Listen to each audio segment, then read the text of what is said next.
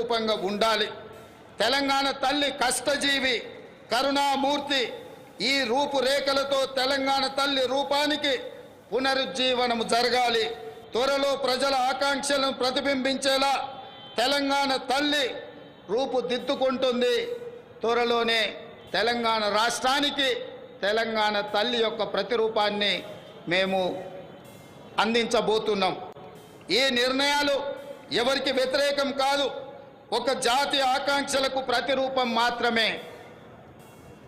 అదేవిధంగా మిత్రులారా, తెలంగాణ రాష్ట్ర ఆర్థిక పునరుజ్జీవనం మేము అధికారం చేపట్టే నాటికి రాష్ట్ర ఆర్థిక వ్యవస్థ పూర్తిగా విధ్వంసమైంది. 7 లక్షల కోట్ల రూపాయల అప్పుల ఊబిలో తెలంగాణ కూరుకుపోయింది.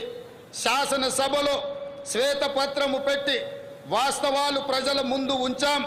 రాష్ట్ర సంపద పెంచి పేదలకు పంచడానికి ఆర్థిక పునరుజ్జీవనం జరగాల్సిన అవసరం ఉందని మా ప్రభుత్వం గుర్తించింది. మా ప్రభుత్వం ఆ దిశగా ప్రయత్నం చేస్తుంది. కఠినమైన ఆర్థిక క్రమశిక్షణ పాటిస్తూనే సంక్షేమం అభివృద్ధిలో రాజీ పడటం లేదు. ప్రభుత్వ ఉద్యోగులు పెన్షనర్లకు మొదటి తారీఖునే వేతనాలు ఇవ్వడం జరుగుతుంది.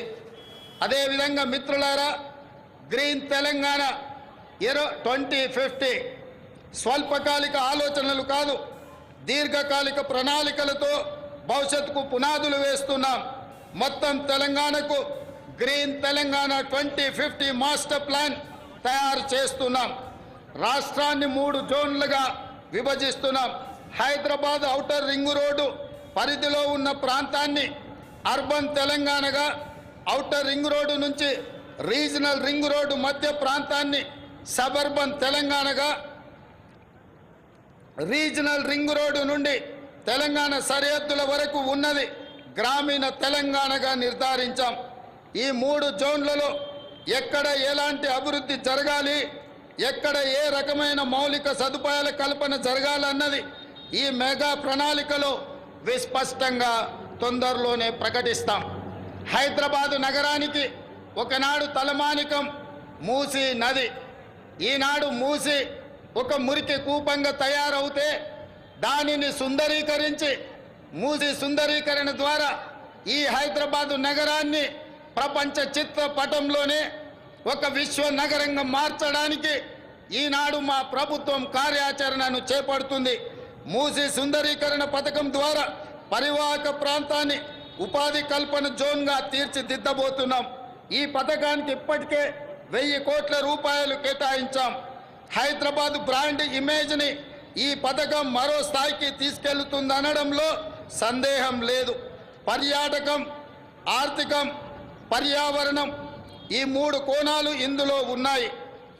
ఎగువన ఉన్న ఉమ్మడి రంగారెడ్డి, దిగువన ఉన్న ఉమ్మడి నల్గొండ జిల్లాలో సాగునీటి వనరుగా కూడా మూసీ ఉపయోగపడుతుంది. ప్రజల అవసరాలకు తగ్గట్టు మెట్రో విస్తరణ ప్రణాళికలను ప్రకటించాం. రీజనల్ రింగ్ రోడ్డు త్వరితగతిన పూర్తికి ప్రయత్నిస్తాం.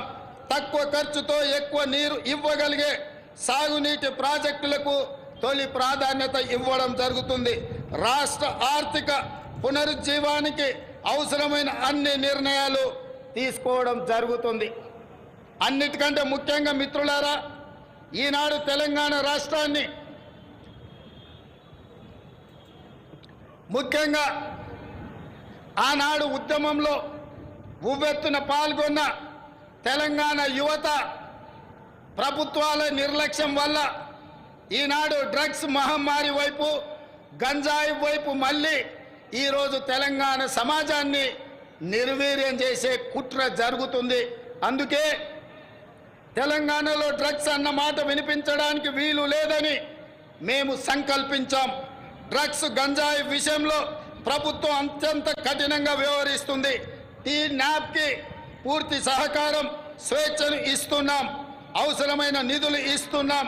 డ్రగ్స్ విషయంలో ఎంతటి వారు ఉన్నా వదిలే సమస్య లేదు. ఈ విషయంలో వ్యక్తిగతంగా నేను చాలా పట్టుదలతో ఉన్నాను.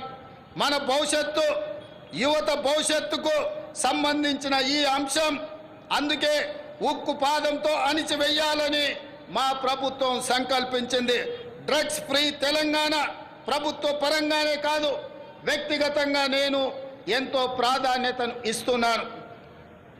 అదేవిధంగా మిత్రులారా, ప్రజాపాలన ప్రజల వద్దకు చేర్చాలన్నది మా ఆలోచన.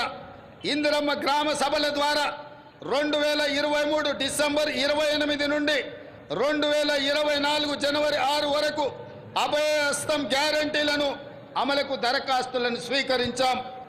మహాలక్ష్మి, ఇందిరమ్మ ఇండ్లు, గృహజ్యోతి, చేయుత, రైతు భరోసా పథకాల కోసం 1,28,00,000 మంది దరఖాస్తులు పెట్టుకోవడం జరిగింది.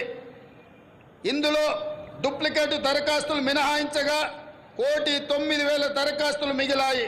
ఈ దరఖాస్తులను కంప్యూటరీకరించి ఈ సమస్యలన్నిటిని కూడా పరిష్కరించి తెలంగాణ రాష్ట్రంలో పేద ప్రజలందరికీ సంక్షేమ పథకాలను అందుబాటులోకి తీసుకురావాలని నా మంత్రివర్గం ఉక్కు సంకల్పంతో ఈరోజు పనిచేస్తుంది. అదేవిధంగా మిత్రులారా, అధికారంలో వచ్చిన 48 గంటల్లోనే 2 గ్యారంటీల అమలుకు శ్రీకారం చుట్టాం. ఆడబిడ్డలకు ఉచిత బస్సు ప్రయాణ సౌకర్యాన్ని కల్పించాం. పైసా ఖర్చు లేకుండా రాష్ట్రంలో ఎక్కడికైనా ఉచితంగా వెళ్ళే అవకాశం మహిళలకు, మా సోదరి మనులకు ఈ పథకం ఉపయోగపడుతుంది. ఈనాడు కోట్లాది మంది ఆడబిడ్డలు అమ్మగారింటికైనా అత్తగారింటికైనా భద్రాచలం గుడికైనా సమ్మక్క సారలమ్మ సందర్శనానికైనా కోట్లాది మంది మహిళలు వినియోగించుకుంటున్నారు అనంటే మా ప్రభుత్వానికి ఎంతో సంతృప్తినిచ్చింది ఈ ఉచిత బస్సు ప్రయాణ సౌకర్యం. అదేవిధంగా బస్సులు సరిపోవడం లేదు, వాళ్ళకు సమస్య అవుతున్నదంటే అదనంగా బస్సులను ఏర్పాటు చేయడమే కాదు, అదనంగా బస్సులను కూడా మా ప్రభుత్వం కొనుగోలు చేసి మా ప్రాధాన్యత మహిళల పట్ల అత్యధికంగా ఉంటుంది అని చెప్పి ఆ తల్లులకే ఈ ఉచిత బస్సు ప్రయాణాన్ని మేము అంకితం చేయడం జరిగింది. అదేవిధంగా పేదల ఆరోగ్య విషయంలో రాష్ట్ర ప్రభుత్వం ఆనాడు డాక్టర్ వైఎస్ రాజశేఖర రెడ్డి గారు ఉన్నప్పుడు శ్రీమతి సోనియా గాంధీ గారి నేతృత్వంలో ఆరోగ్యశ్రీ పథకాన్ని తీసుకువచ్చి పేద ప్రజలకు ఆరోగ్యాన్ని, కార్పొరేట్ వైద్యాన్ని అందించడం ద్వారా ఆ కుటుంబాలను ఆదుకునే విధంగా ఆనాడు ఆ పథకాన్ని ప్రవేశపెట్టడం జరిగింది. కొన్ని ప్రత్యేకమైన పరిస్థితుల వల్ల ఆ పథకం నిర్వీర్యమైన మళ్ళీ ప్రజాపాలన ప్రారంభించిన ఎంబడే మా ప్రభుత్వం, మా మంత్రివర్గం 5 లక్షల రాజీవ్ ఆరోగ్యశ్రీ పథకాన్ని పేదలకు ఉచిత వైద్యాన్ని అందించడానికి 10 లక్షల రూపాయలకు పెంచి డిసెంబర్ 9 నుంచి అమలు చేసి పేదల ఆరోగ్యాన్ని కాపాడే విధంగా ఈనాడు మా ప్రభుత్వం ముందుకెళ్తుంది. అందుకే ఈరోజు పేదల యొక్క ఆరోగ్యం మా ప్రభుత్వం యొక్క బాధ్యత అని చెప్పి సగర్వంగా నేను తెలియజేస్తున్నాను.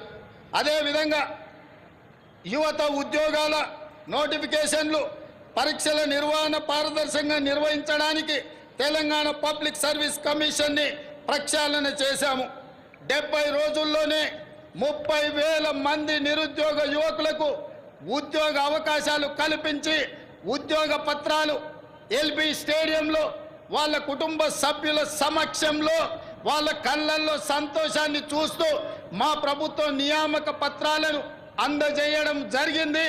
ఈనాడు నిరుద్యోగ యువకుల యొక్క ఉద్యోగ ఉపాధి అవకాశాలు మా ప్రభుత్వం ఎంతో ప్రాధాన్యతతో వాటిని నిర్వహిస్తున్నది. అదేవిధంగా గ్రూప్ 1 నోటిఫికేషన్ ఇచ్చినాం. ఈ నెల 9న ప్రాథమిక పరీక్ష జరగబోతుంది. అదేవిధంగా మెగా డిఎస్సి పోస్టులతో 11,062 ఉద్యోగ నోటిఫికేషన్లు ఇచ్చినాం. తొందరలోనే ఈ టీచర్ల నియామకాలను చేపట్టడం ద్వారా తండాలలో, గూడాలలో, మారుమూల పల్లెల్లో పేదలకు విద్యను అందుబాటులోకి తీసుకొచ్చి ప్రతి పేదవాడికి విద్యను అందించాలన్న లక్ష్యమే మా ప్రభుత్వం యొక్క లక్ష్యము. ఆ దిశగా మేము ప్రయాణం చేస్తున్నాం. అదేవిధంగా వయో పరిమితిని కూడా 44 సంవత్సరాల నుంచి 46 సంవత్సరాలకు పెంచి ఈ ఖాళీలను భర్తీ చేసే నిర్ణయం మా ప్రభుత్వం తీసుకున్నది. మిత్రులారా, రాష్ట్రంలో లక్షల మంది ప్రజల సొంత ఇళ్ల కోసం ఎదురు చూస్తున్నారు. వారి కలలు నెరవేర్చేందుకు భద్రాద్రి రాముడు సాక్షిగా ఇందిరమ్మ ఇళ్ల పథకాన్ని ప్రారంభించాం.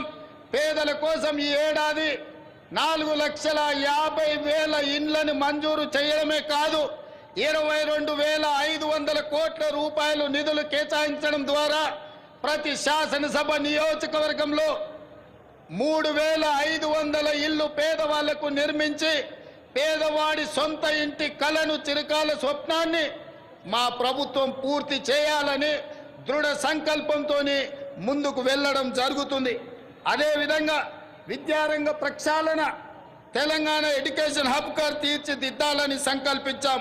అందుకే ప్రతి మండల కేంద్రంలో అంతర్జాతీయ మోడల్ స్కూళ్లను నిర్మించడం మా బాధ్యతగా భావించి ఆ ప్రయత్నాన్ని